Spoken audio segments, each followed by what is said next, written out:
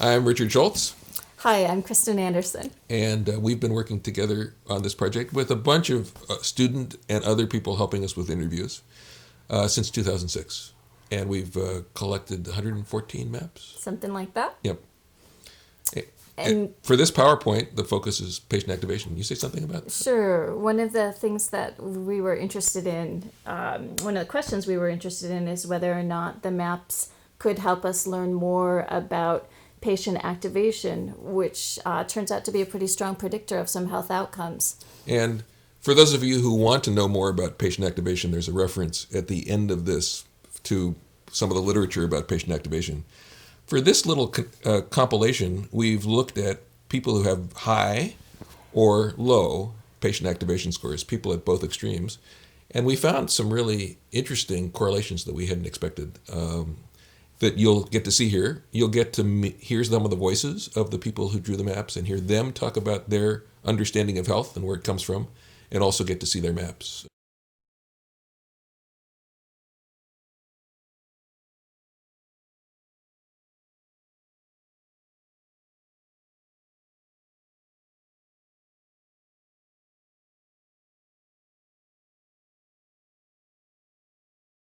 Here's me, and there's the biggest little circle is my hubby. He's like the most wonderful husband in the world. Is like he has the most impact on my health.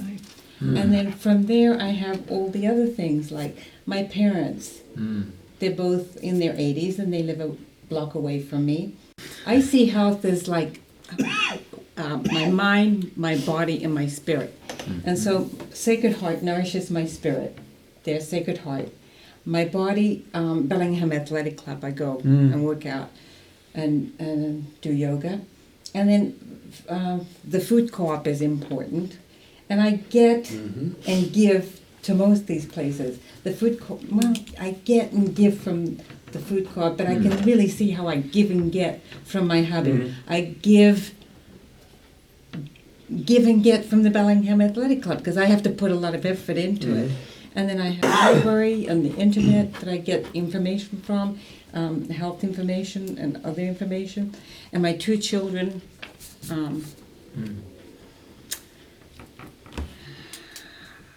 it's a big, it's a two-way thing there too. I give and get there too. For the services, I don't view health as just health of my body. That's part of it, but it's also the mental health, the spiritual health, the environmental health. And so I think that all of that counts. And so I don't know that I could necessarily say that there were some things that were always more important. Right. So I'd like to kind of jump over to people and talk a little bit. Do you have any specific examples about either family, friends, you have neighbors, community members? I mean, how does that, for you personally, health-wise, enrich you?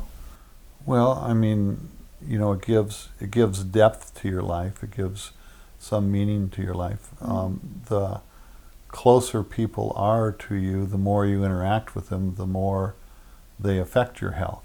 And interacting can be something that you do personally, or it can be you're interacting, say, through the mayor, enacting a certain, or going with the city council and enacting specific legislation or allowing development in a specific area could affect your health positively or negatively, depending on whether you want them to develop or don't want them to develop, a specific area. I mean, the people are always involved in my health. I mean, those would, be family and friends. Those would be people that would be more important. What do you think health is? Kind of a loaded question.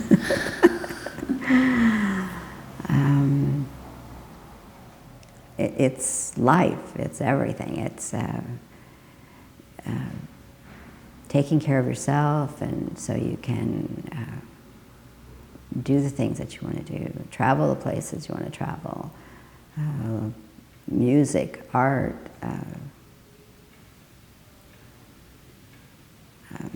reading. Reading is a very big part of my life. I didn't put the library in, but I love to read, and I do that too when I go sit at the harbor and look. I read. Where do you think health comes from? Health comes from individuals and the earth. The earth has all of the plants that we need for good eyes, good skin, good hair, good muscles, tissue, to answer your question. Yeah.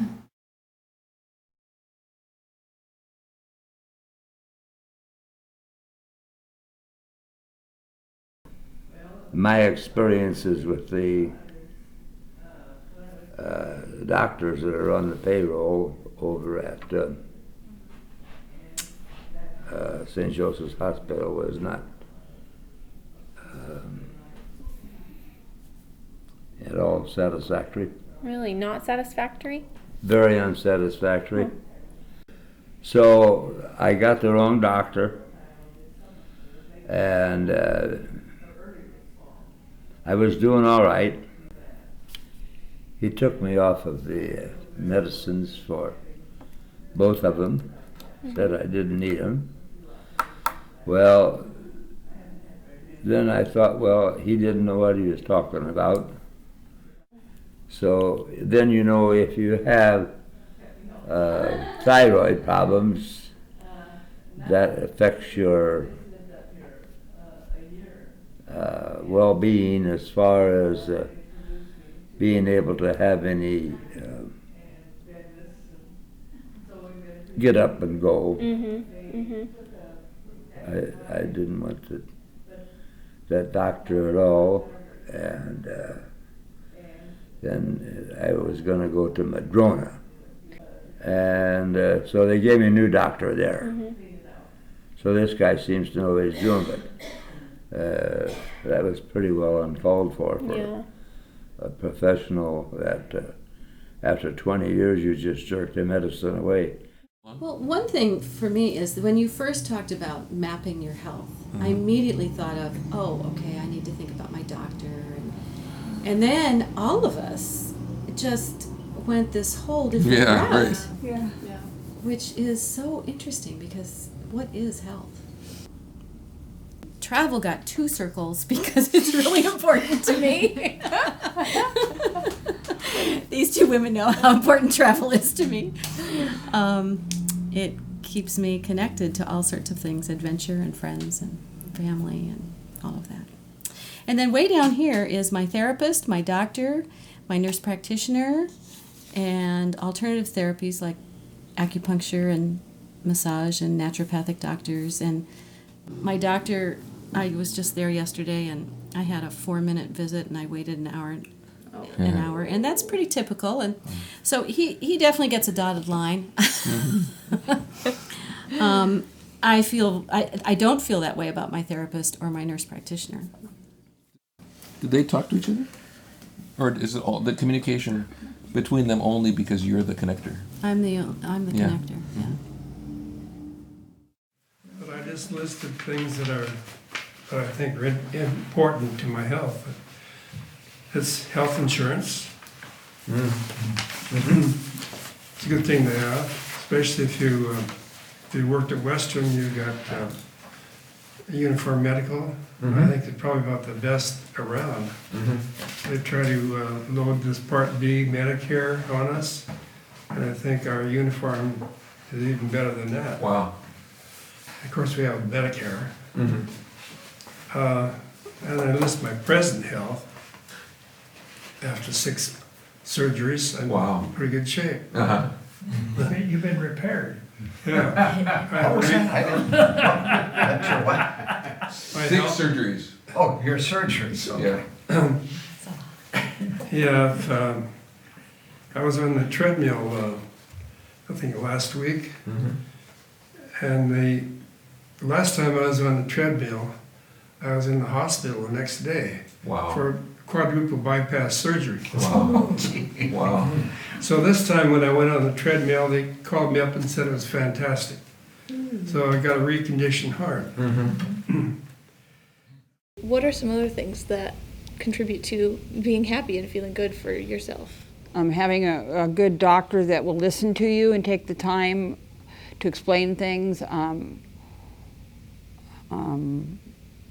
Tell me if I get off track. Let's see. Exercise is important, which I don't do enough.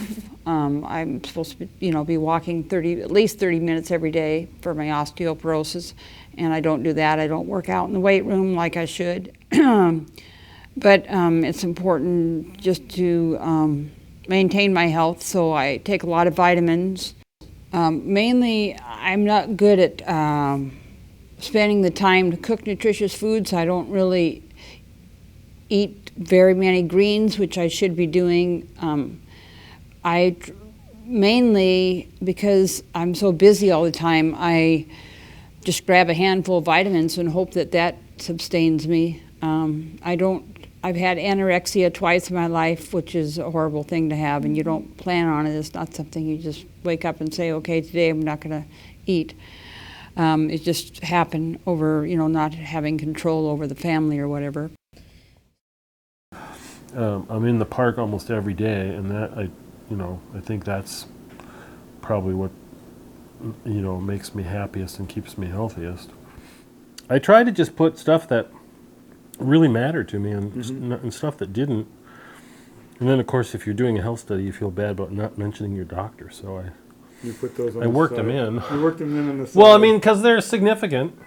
Because and then I thought, these guys are in, I mean, this is about good health. Right. They're all about bad health. Right.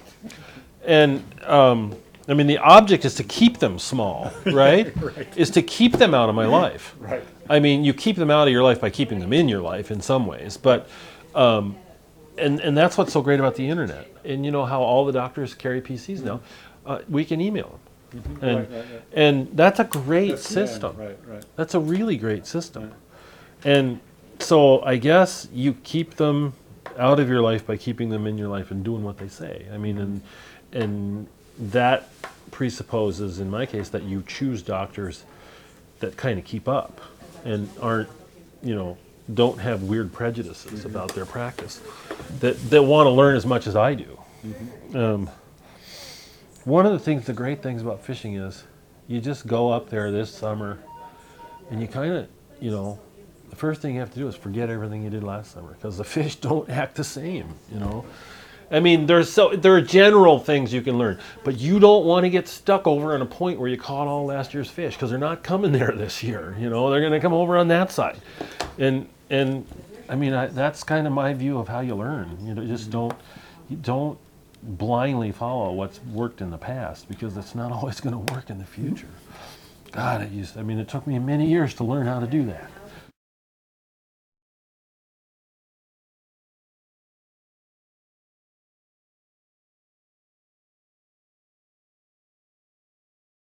There's a walking trail right over here, which is nice. You can go down by the bay and come back and see the salmon run in season. And so I feel that nature is really, really important in terms of your health. I think you really have to have a perspective. A lot of people stay inside all the time, and that would drive me crazy. If I can be outside, I'm outside. So I think that's part of being healthy, is being outside and, getting your vitamin D and doing your exercise in nature, whatever that is, gardening or kayaking or walking or biking or whatever. The other thing, and I think this is the kayaking, the gardening has in common, the walking, is beauty. Mm-hmm. But it's so rewarding because the beauty is just, the dahlias are astonishing. Mm-hmm. There's so many different kinds. And then the kayaking, it's the same way. You have to carry your kayak and you have to walk down to the lake. And so, here I am in a place that nobody else gets to, experience. When I'm out there, I'm alone with the birds and with the, ducks and the whatever's out there. And it's just so peaceful. And then you're also getting exercise at the same time. So that's what I like about being outside. at my time in life, right now, the important thing to me is the sun and gardening. Great. And your time in life is, I mean, you're in your 70s, right? I'm 78. I didn't realize that how much the garden and the sun meant in terms of my health. I just thought of it as something I like to do. Mm-hmm. But I realize now that it's important for my health because after I moved here, after my knee surgery, I couldn't do too much like I used to do before. Mm-hmm. And that affected me in that I couldn't sleep unless I did something to get me tired. Mm-hmm. So that was a big problem I had moving here. Getting adjusted to little sun and a lot of rain. Because I like gardening, I'm learning how to adjust to it. Uh-huh. So it's trading assisted living for no rain, which I like water, but I don't like to deal with the rain. But you've got the sun in there twice, so it's really important to you. That's right. Maybe more, see, three times. Oh, that's right, three times. Okay. Okay, so you've got the sun, and is this clouds? This is clouds and rain. I want rain with the sun so I can garden.